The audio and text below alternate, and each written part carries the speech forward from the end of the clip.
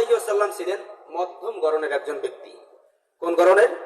মধ্যম গড়নের, অর্থাৎ তিনি অতি উঁচুও ছিলেন না, একেবারে বেটেও ছিলেন না। অনেক বেশি লম্বা যদি কোনো মানুষ হয় তাকে ভালো দেখায় নাকি? আবার যদি বেটে হয় তাহলে ভালো লাগে?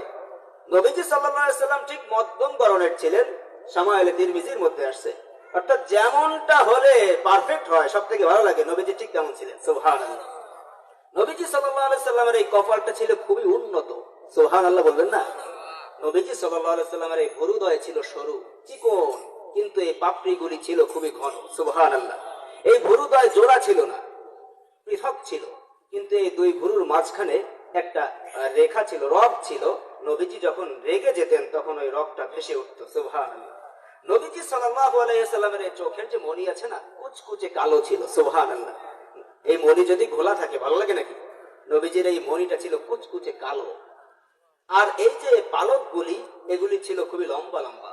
নবীজির চোখ দুটি ছিল এত সুন্দর, নবীজি চোখে সুরমা না লাগালেও মনে হতো যেন নবীজি সর্বদা চোখে সুরমা লাগিয়ে আছেন। সুবহানাল্লাহ। নবীজি সাল্লাল্লাহু আলাইহি সাল্লামের নাকটা ছিল খাড়া। সব এই যেগুলো বলতেছে সব শামাইলে তিরমিজির মধ্যে আসছে। সময় সংক্ষিপ্ততার কারণে সংক্ষেপে বলে যাচ্ছি আমি। এই নাকটা ছিল খাড়া, সুন্দর নাক ছিল।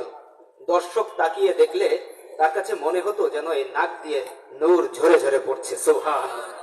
নবীজি সাল্লাল্লাহু আলাইহি সাল্লাম বাবরি রাখতেন। তার চুলগুলি কেমন ছিল? অতি কোকড়ানো ছিল না। চুল যদি বেশি কোকড়ানো থাকে ভালো লাগে নাকি? আবার বাবরি যদি একেবারে সমান সমান হয়, সোজা হয়, তাহলে কি ভালো লাগে?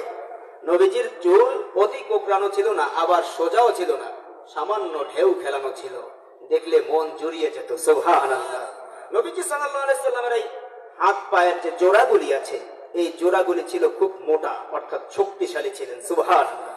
নবীজি সাল্লাল্লাহু আলাইহি ওয়াসাল্লামের শরীরে কোনো পশম ছিল না, তবে এই বুক থেকে নিয়ে, সিনা থেকে নিয়ে নাভি পর্যন্ত একটা চিকন পশমের রেখা ছিল। সুবহানাল্লাহ। সুবহানাল্লাহ।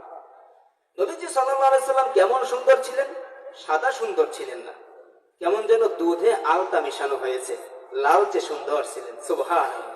এভাবে শামাইলে তিরমিজির মধ্যে নবীজি সাল্লাল্লাহু আলাইহি সাল্লামের সৌন্দর্যের বর্ণনা দেওয়া হয়েছে। হযরত আবু হুরায়রা রাদিয়াল্লাহু তাআলা আনহু বলেন, মা রাআইতু শাইআন আহসানা মিন রাসূলিল্লাহি সাল্লাল্লাহু আলাইহি ওয়াসাল্লাম।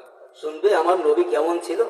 আমি আবু হুরায়রা রাদিয়াল্লাহু তাআলা আনহু আমার নবীর থেকে সুন্দর কোনদিন কিছু দেখি নাই। সুবহানাল্লাহ।